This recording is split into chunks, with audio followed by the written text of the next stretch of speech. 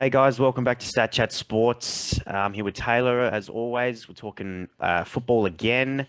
Taylor, how you going, mate? Very good, mate. How are you? I'm good. I'm good. I'm good as always.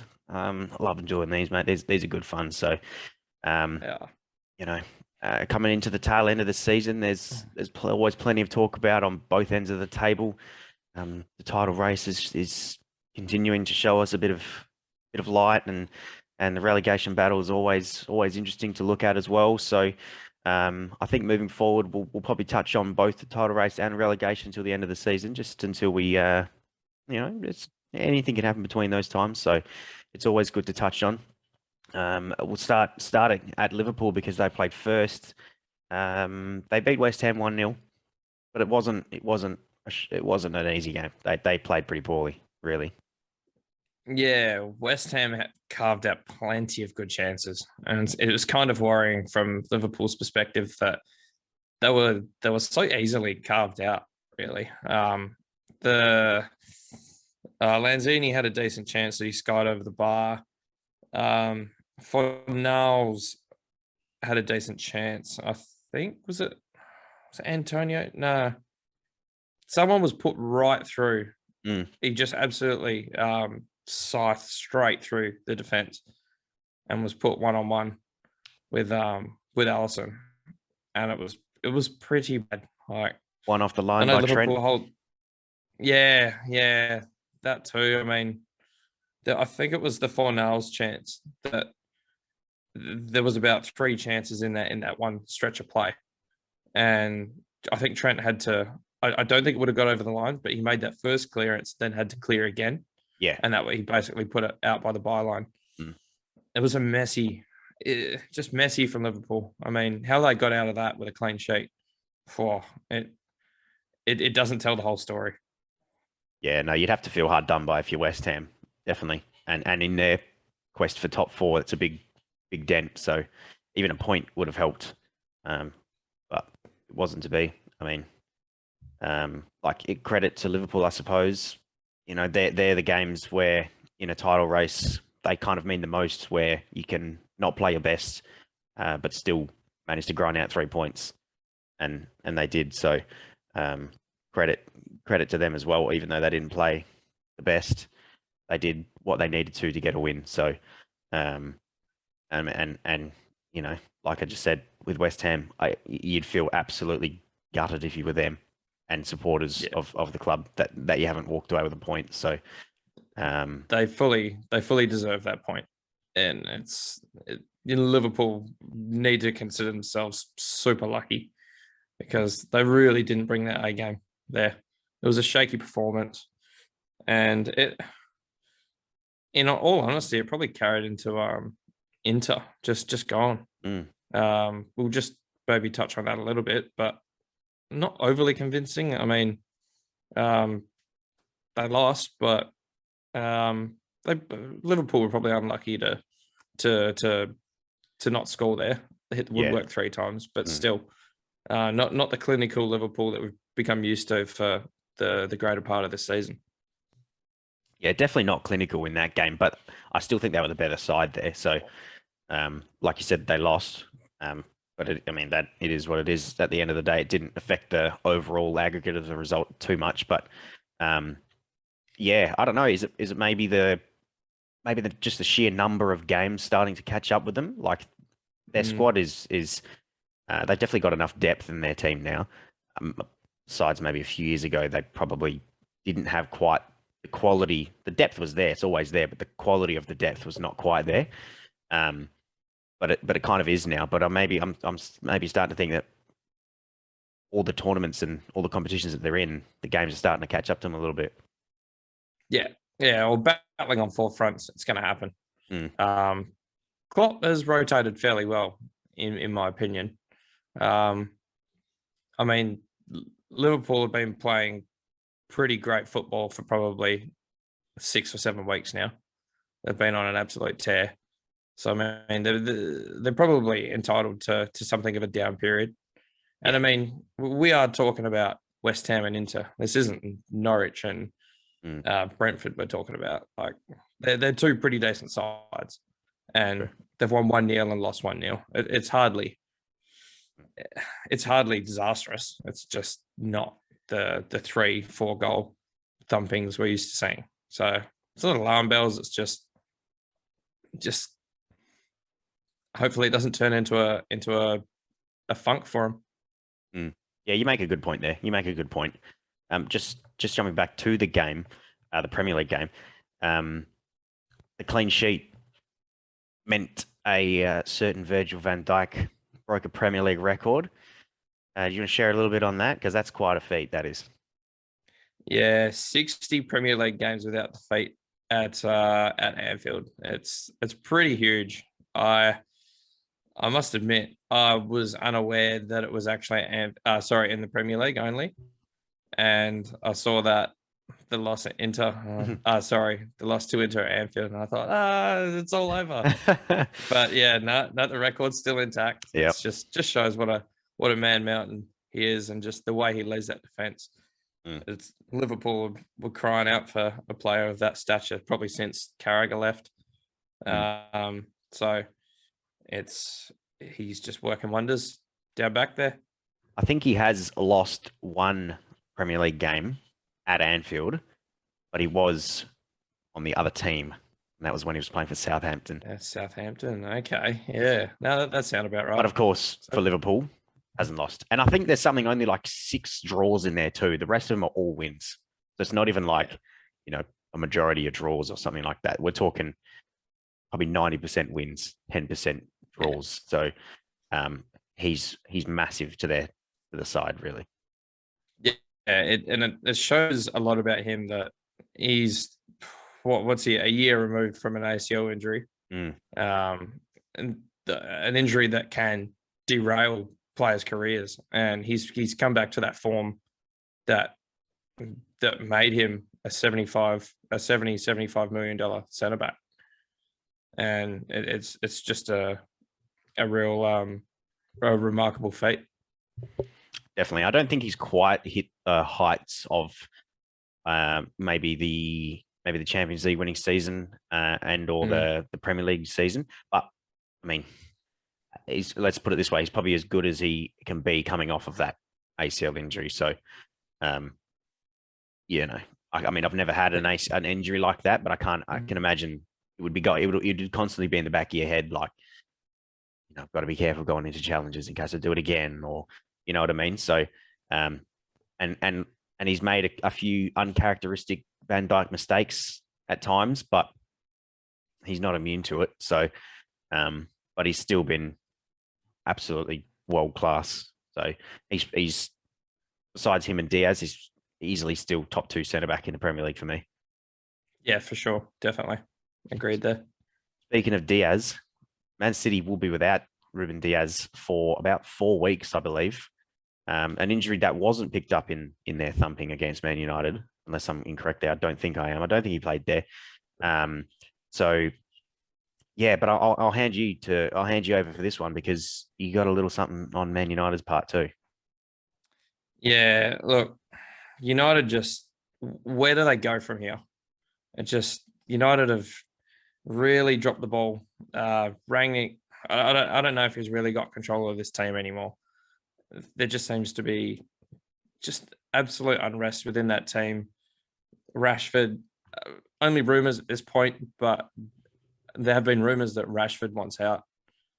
He's just, we spoke about it in our Manchester United special, that he doesn't seem to have the dressing room. There's too many egos, and games United are meant to be, and they're being absolutely crushed and belittled by Manchester City. It does not bode well for them. No, it doesn't. It just on Rashford. I mean, you've got to feel for him. I mean, with no Ronaldo in the squad, no Cavani, no Martial now either as well because he's gone. You'd think, okay, I'm just about a shoe in to start this game, and they start Pogba and Bruno Fernandes up front together, and Rashford's left on the bench. That alone has got to be just a kick in the nuts for him, really. Yeah. I mean, it was only last year that he was being lauded as the golden boy. He's worth 120 million bucks. No one's ever going to prize him away from United. He's their future. And now you've got two central midfielders starting in his position. Like, of course, he needs to get out of there. And I'm sure he'll have plenty of suitors. Everyone's seen his potential. And I'm sure there's 95% of teams out there will make better use of him than United have. Yeah, I agree. On the blue side of Manchester, have they had an easier game than that this season? It was almost a training game. It was almost a training drill. Yeah, look, they probably from the outside looking in, they've been quite not convincing in the last few weeks. But this was back to their City ways. I mean, United aren't prime United. Let's set that straight. But this is 4-1 City United. Like, they've absolutely trounced them here. They knew it was a big game. It's still a big game. No matter where these two teams lie, the Manchester derby is still a big game. And City have just come absolutely trounced, demolished them. I mean, we look at the figures, 93% possession after the third goal in the second half. I don't care if I know I use Norwich as an example all the time, but they're in the relegation zone. So we're going to use them as an example. But it doesn't matter. Norwich wouldn't do that. The bottom just absolutely. The bottom fell out in that team. Yeah, 100%. I've seen an interview from Scott McTominay after the game, and he was just. I mean, I actually he's one of the few players from United that I like. I think he really. He's probably more from. I think he's probably assumed a bit of a leadership role in that team. He's a young bloke, assumed a leadership role. I don't think he's the best he's not even close to the best in the world in his position. No. But I just feel sorry for him. And yeah, look, City I keep going back to United, but City were great. They look back to somewhere near their best. Yeah, definitely. And I mean, typically a Manchester derby at the Etihad has actually favoured United in recent years, regardless of how poorly United have been playing. That's typically the derby where they can actually go and get a result, is at the Etihad. So, yeah, I suppose City was stamped their authority and said, not this time. I mean, at 1-1, the game was sort of in the balance. You get two basically tap-ins, FIFA goals, we'll call them, from City, two for De Bruyne. Not a lot you can do about the third one. That's probably one of the goals of the season from Mahrez. I mean, but yeah, like you said, after that third goal, and it just deflated the entire side. And having 93% possession, I can't imagine how it would have felt being United in that position. It's almost just like you're just watching balls zing past you and players running off you because they're up and about, and you're just like, I don't even want to be here. So, it shows how far they've come or how far they've dropped. I mean, City were meant to be their direct rivals, and they're playing them like that. I mean, what must Sir Alex Ferguson be thinking? So what happened? Where'd it go? Yeah. He'd sit there and watch those games and just be like, what is happening? It would break his heart. Not that I really care, but it would hurt. Yeah, it would. It would. So as it stands at the moment, it's still 6 points the gap between City and Liverpool. So plenty of opportunities for both sides to slip up even more. They come up against each other in April, so we'll definitely be looking forward to that.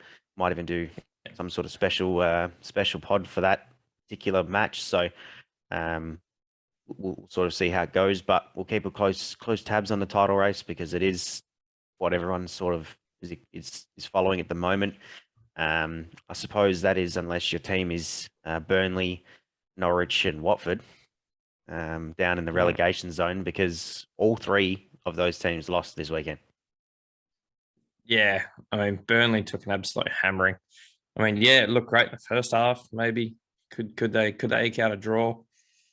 And well, Chelsea just blew him out of the park I feel like that's a in that typical second half. Chelsea performance, though. They, against most sides this season, they've almost done not nothing, but I mean, they've almost just sort of chipped away at their opponent in the Yeah, first half, and then in the second half, they've opened the floodgates, and then they've destroyed them. yeah. No, I think you're right, and that's probably why. That's why they're sitting third and not in the title race. Mm. Because they have a dominated game from start to finish. And they've dropped points by leaving it. I wouldn't say leaving it too late, but not being able to control a game for 90 minutes. Yeah. But yeah, I mean, not a defeat that Burnley are gonna want to see again. There was some pretty poor defending in there too. The one of the Havertz goal, at the back post, that was piss poor defending. I just sat at the post, guided that ball, and just bang straight in the corner there. It was pretty bad. And the way Havertz pretty much scored from about 2 yards out with his other one, they just were almost able to walk it into goal there. Yeah, it's just not great for Burnley there. No, I suppose not. On the other hand, I suppose for Brentford, bridged themselves a little bit of a gap there. Yeah, Ivan Toney, their Lord and Savior, is back. He's first Brentford Premier League hat trick. He's gone and scored there. I mean, yeah, there was 2 penalties in there. I don't know if you saw the penalties. The penalty decisions or the actual kicks themselves? Just the way he took the penalties. Yeah, he is a cool character in front of goal from 12 yards. The call just did not care. He just took 2 steps, and I mean, the second one was a little less convincing, but that first one, he's sent the keeper there, sent the keeper miles away. But yeah, I mean, he is so crucial to Brentford's fight for survival there. It's not funny. I mean, it showed in his absence. I think it was the first time they've scored 3 league goals since November the 20th last year. And the first time they've scored more than 1 since the start of the year. Wow. In the league. So it's taken them 2 months to score more than 1 goal in a game. Yeah. And it's absolutely no surprise that Ivan Toney's the one doing it. But a first 90 minutes for Christian Eriksen in a while, he certainly made an impact there. Yeah, no, that was really good to see. I don't know if you saw. I can't remember who it was. There was a challenge between Brandon Williams. That's it. Yeah, Brandon Williams and Christian Eriksen, and he wanted to belt the absolute crap out of Eriksen, and then he noticed who he was about to beat the crap out of. He was like, "Oh, I can't do it. I'm sorry." It's good to see. It's good to see that. Yeah. Yeah. Anyone else, he probably would have had a go, but yeah, I mean, it's hard not to like the bloke Eriksen after what he's been through and what he's trying to do with himself now. It's good to see. I really hope Brentford could stay up and he can hang around. I think so. Yeah, a fair bit longer. Yeah. Yeah, I think so. I mean, if they can keep that Eriksen-Toney connection going, which I think now that they're both back properly, I think it'll be fine. So, I mean, just looking at the ladder, they've bridged themselves a good 6 points from the relegation zone now. So, I mean, it's still not, still quite close in the grand scheme of things, but having Ivan Toney back and having Christian Eriksen fit enough to play 90 minutes is huge for them. So, and I suppose their opponents, Norwich, that result certainly doesn't help them in any means, but they've shown enough in recent weeks for me to know that there is a glimpse of a chance, I think, of perhaps a miracle escape out of there. Yep. Yeah. Okay. Yeah. But I mean, yeah, it remains to be seen, but we'll have to wait and see. And Watford, and just closing that off, Watford lost 3-2 to Arsenal. I don't know if you caught much of that game. it was probably 3-2. Probably favours Watford a little bit, to be honest. Arsenal were probably all over them in that game. Yeah, Saka was just huge in that game. It was the first goal he laid off. I'm pretty sure. I'm not sure if he got the assist, but he was involved in all three of their goals. Yeah. I'm pretty sure Saka got the assist for Odegaard's first. I think you're right. Yeah. And Saka he made the tackle, recovered the ball, and finished quite nicely for the second. And then had the throw in that got the play running for the third goal. He was pretty instrumental in that game. Watford were lucky. Their first goal was a bit of a belter. Yeah, that was very good. I think the Hernandez there. Great goal. But I think they were never. I think that was for 1-1. Correct. Yeah. But after the second and the third Arsenal goals, I think it was almost game over. The second was a bit of a consolation. A decent take of goal, but Arsenal just really look likely to get 3 points just about the whole game there. Yeah, and that moves them into fourth. The Gunners into fourth. It feels like it's been a while since they've been up there, but probably where they belong at the moment, based on current form. Yeah, with games in hand, and that's the biggest thing for them. They're playing pretty decent football now, and with the games in hand, that's what they'll be looking at. I'm pretty sure they've got 3 in hand on United, which is just huge at this point. They're a point ahead with and United have got Spurs next, so who knows? That's perfect for them. That's two top 4 rivals. I'm sure they'll be hoping for a draw there, because it just puts them even further ahead of the chasing pack. And we may be seeing the top 4 really starting to form itself now. Yeah, definitely. I think they belong up there based on current form. Like I said, so you've always got the chance of Arsenal doing the complete opposite of what they're doing at the moment. So I don't quite see it happening. That collapse is what I'm talking about. But based, like you said, those games in hand are huge. There's more than enough games in hand on the guys below them where they can really open up a good gap there and almost solidify top 4 with 5 or so games of the season remaining. So Norwich coming up for us. Sorry, not Arsenal. Leicester coming up for Arsenal this week. So haven't been great. I'm sure they'll be able to put up another 3 points. Yeah, I'm sure they'll expect to pick up 3 points there. Excuse me. I just want to touch on one more game in terms of relegation. It's not Newcastle. Personally, I've taken Newcastle out of the relegation battle now. They're well clear now. I can't see them being relegated now. Go back a few weeks ago, different conversation. But I think it's the elephant in the room. A 5-star performance for Tottenham. Yeah, look, we're seeing vintage Harry Kane all over again. That's Heung-min Son Kane connection is it's absolutely humming right now, and it's a beauty to watch. I only watched the highlights there, but geez, they were playing some good football.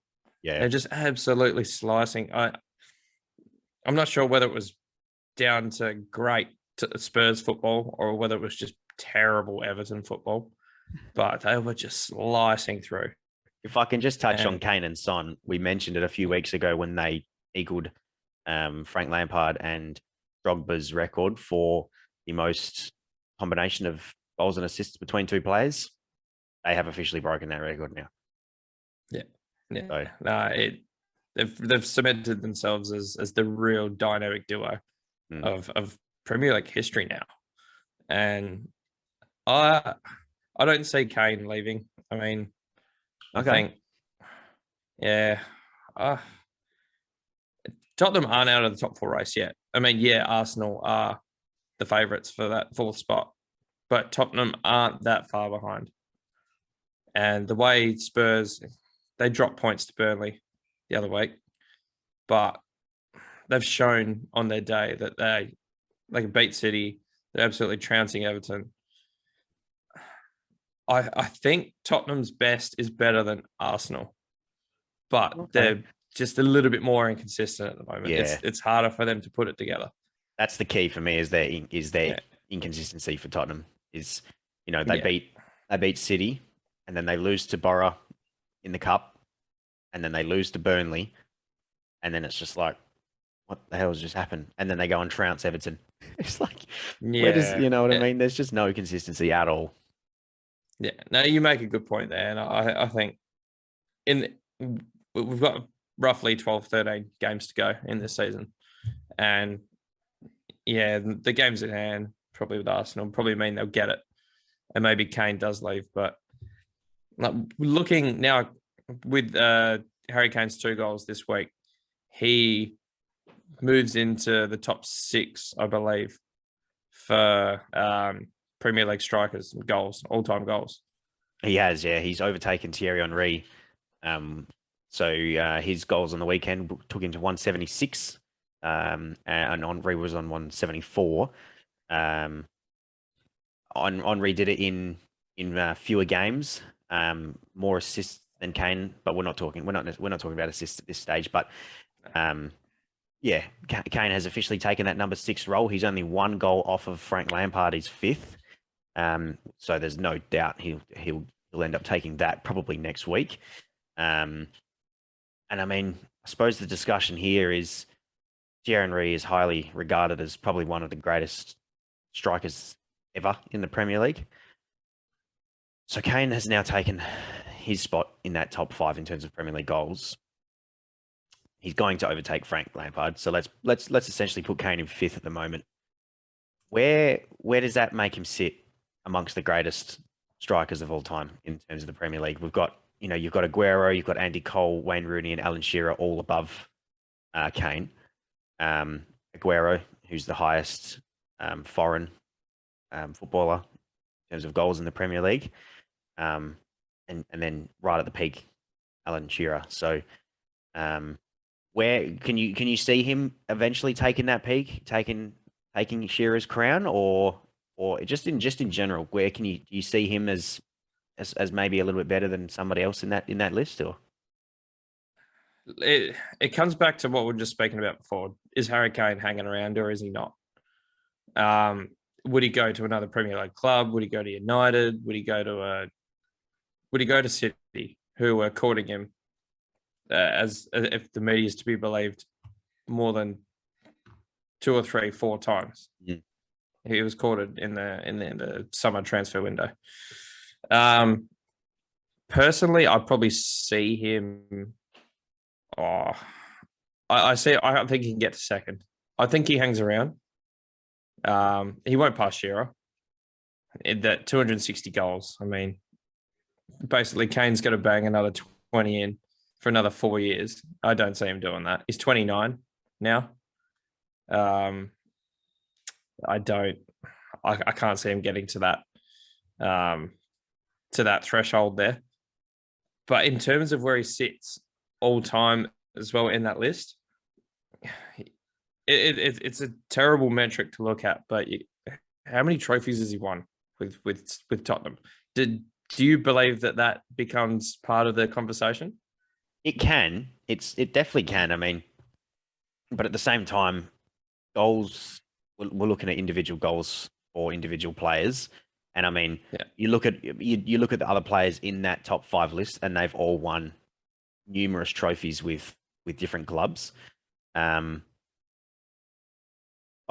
at the other side of the argument, you can almost make the argument that, based off the fact that Kane perhaps hasn't been in those top sides like Aguero and Rooney and Andy Cole and stuff like that, does that perhaps make him a better individual player because he's scoring more and more goals than, for a side that's not necessarily challenging for titles every year? Again, you can make the same argument that Andy Cole wasn't the lone striker, and likewise, I suppose, with Wayne Rooney, and stuff like that. But there's a lot of variables that go into it. So, I mean, in terms of goal scoring, I'd probably put him in the top 3 greatest strikers the Premier League has seen. For him to be the best striker the Premier League has seen, he has to have some trophies behind him, in my opinion. Yeah, no, I fully agree there. They count to a point, the trophies, but they're not the be all and end all. If we're looking for the best in the league, then yeah, out and out strikers. Yeah, Shearer's there for me based on sheer quantity and the fact. I mean, Blackburn, he won a title with Blackburn. I mean, it's astounding. I mean, I know Blackburn haven't always been a championship team, but it's Blackburn. They were hardly a genuine like powerhouse back then. Yeah, Frank Lampard, I would probably take him out of this conversation because he's not even a striker. He's a midfielder. That makes it even more the better. I mean, he's already in discussion for probably the greatest midfielder the Premier League's ever seen, but that's a discussion for another time. Oh, I mean, we could talk about that for a long time. There's a lot we could say about that. And the fact he sits here gives him a huge advantage when you talk about the 2 other blokes. Let's not name them. Let's not get into it. But yeah, Andy Cole did it sort of in that Alan Shearer era. Sergio Aguero, Rooney sort of did it in the same era. Yeah, it's so hard to just sit there and rank them, but pure out and out scorer, I think Kane's got to be top 3 considering he doesn't have the weapons around him. I want to say that he doesn't have the weapons around him. He hasn't had the team success due to having the great squad that the others have had. Let me ask you this. You said you can see Kane maybe taking over Rooney and sitting in second in terms of overall goals. Let's say he moves in the summer and City get their man, and then he moves to City. Surely he can bag together 25, 30 goals a season for the next 3 or 4 years in a City shirt. I mean, you're talking about the numbers that City score without a number 9, with a number 9 like Harry Kane as your main focal point. You know, you could see him put up some crazy, crazy numbers. And then that gap between him and Shearer could be gone in the space of 2 or 3 seasons. Yeah. 100%. I agree with you there. I mean, yeah, 25, 30 a season. It'll take him 3 seasons. He's 29. He really is in the prime of his career. He doesn't look like slowing down. I mean, just the last couple of games, Conte's got them clicking again. Well, I mean, on and off clicking, but you know, when they're on, they're on. That's what I mean. Like, if he can add a few more this season, get his tally up, go to City. Who knows what Pep could do with him? Yeah, it'd be a scary thought. Oh, yeah, and just you might as well hand City the title. But yeah, no, I fully agree. Kane could get there. He could climb atop the summit and he could take that number 1 spot. Come the end of the season, he could also make a move abroad, and then we will never have this discussion again. Do you see him staying? If hypothetical, do you think he goes overseas, or do you think he stays in England? Oh, this is the way I look at it. Tottenham were pretty to the point to City in the summer. They turned back every attempt they tried to sign him. They were adamant they weren't letting him go.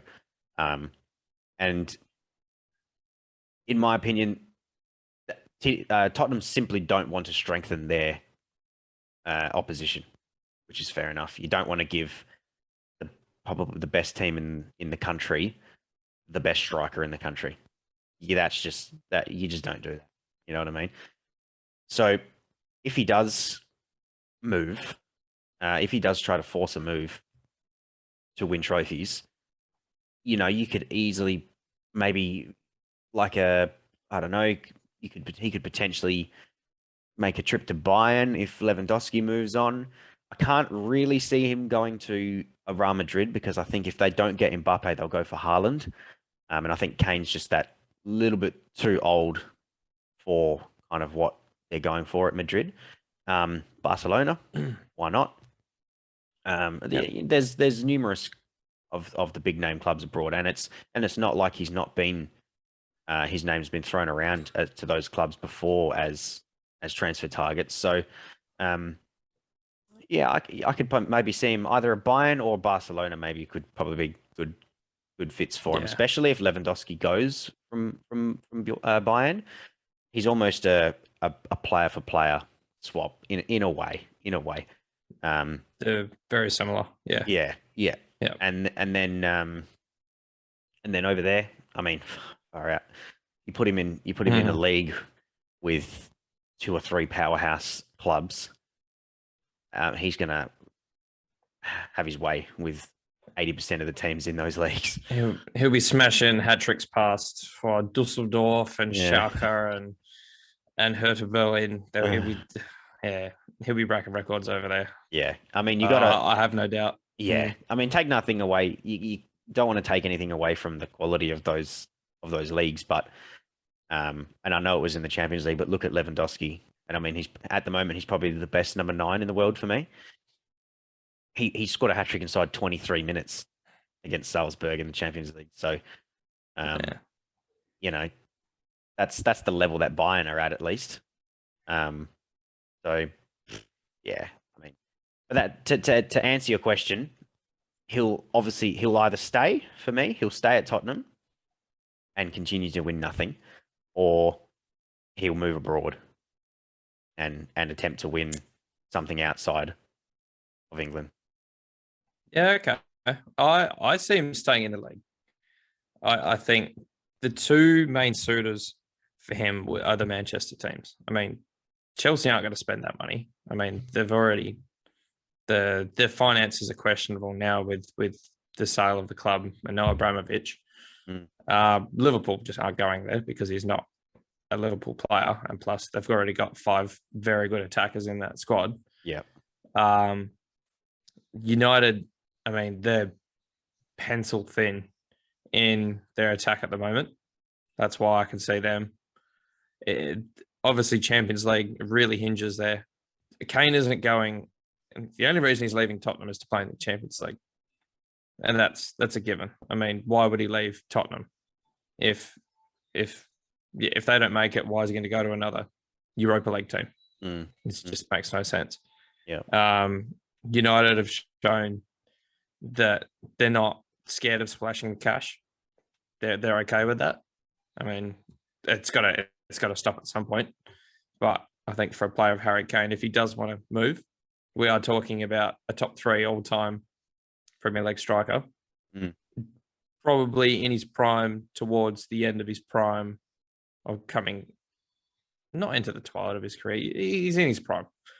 But yeah, and for me, City is the big one. They're going to come back for him. You would think so. They're not just going to drop their interest after if they win the league. If they don't, it doesn't matter. You still got to rejuvenate a list somehow. And yeah, City would probably be better off planning for the future.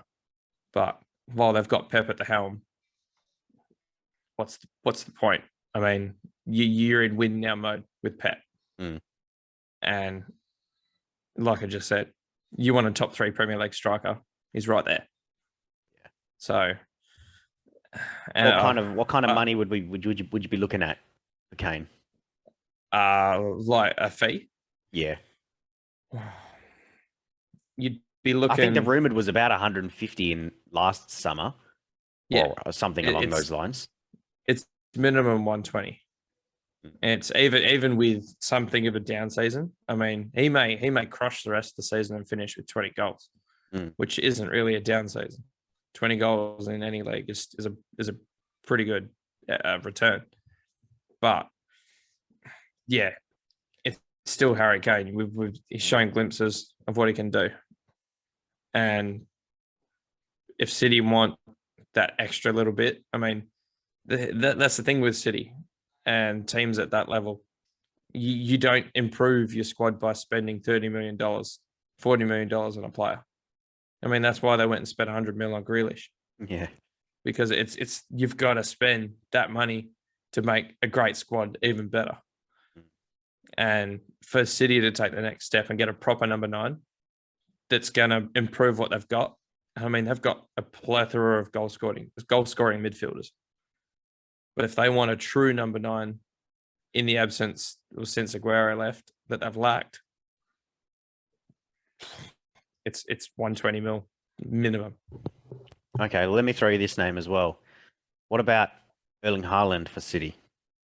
Because his name's been thrown around as well, and put the two players together. They're both available. Who are you taking? If you're Pep? If you're Pep, yeah. I'm probably. It's so hard. My mind wants to say Kane, just because he's proven it in the Premier League. But then again, I don't think the Premier League is their priority at the moment. It's the Champions League. Yeah. And Haaland has shown that he's got European pedigree. I mean, yeah, Dortmund have been knocked out already, but he's shown his ability to score at a young age on the European stage. So, yeah, I don't know when Pep's contract is up. I don't know if he's renewed recently. I feel like there's only about a year or two left. I could be wrong. Yeah, I would have said the same. But he doesn't tend to spend any more than 5 years at a club, and he has. I think this might be his 6th season with City. So that's what kind of makes me think there's maybe one more after this on the contract. Yeah, no, he's been at City for quite a while, and probably longer than I thought he'd be. He obviously didn't spend that long at Bayern. Obviously made his name at Barcelona, but yeah, look, it's got to be Kane for me based on how proven he is, and I think Haaland he's going to cost more. Yeah, okay. It's kind of, it makes no sense considering I've said he's going to cost more and he's not Premier League proven. But if City don't pay that, Madrid will. And so they're going to be forced to pay. And I think there's going to be a bidding war for Haaland where there wouldn't be for Kane. Yeah, okay. Yeah, no, that's a fair point. I can see the case. I'd actually agree, and I'd probably go Kane, but not necessarily more so Premier League proven. I actually just think Kane suits Pep's style of play more than Haaland. I think the way that Kane's in recent seasons has started to drift into the midfield a bit more to pick up the ball, I think that would work perfectly for the way they play. Not to say that Haaland's style of play wouldn't work either, but I don't know. I just kind of think Kane would just sort of suit him a little bit better, personally. So, yeah, Kane, his hold-up play has become so much. It's become a feature of his game, and how he's able to work with. I mean, Heung-min Son and Kane, their partnership. Yeah, Kane bangs in more goals, but it's not like Kane hasn't been able to affect positively Son's play by his hold-up and his ability to pick a pass either. And City have shown that their attack is so intricate and it's so it's multifaceted that Kane isn't one-dimensional. He can play a multitude of roles. And like you said, he can drift closer to that midfield and impact the game there, and then present not only a target man influence, but he can break lines too. His ability to break, and I mean, yeah, he doesn't have the wildest pace. No, but his eye for goal means he can be in that space sooner. He sees that sooner, and I think in tight spaces that's pretty valuable. Yeah, it's a good point, man. I think we're in agreement, and I'd be interested to see what everyone else thinks in terms of this discussion, in terms of Harry Kane and sort of where you'd place him in those top five strikers in the Premier League, and where he's going to go next season, what's going to happen with him. But on that note, Taylor, we've ran out of time today, so we're gonna end it off here. But thanks everyone for listening. Make sure you're following all of our social media pipes. They're all in the descriptions. Staying up to date with all of the latest videos. We've got plenty of AFL content on the channel if that's what you're into. Taylor and I will obviously continue to keep doing these every week. But it's ramping up, and we appreciate all the support. So thanks again for listening. Stay tuned for next week. We'll be here again, same time. Taylor, it's been a pleasure, mate. Thanks for joining us. Thanks, mate. Always a pleasure. All right. We'll see you next time.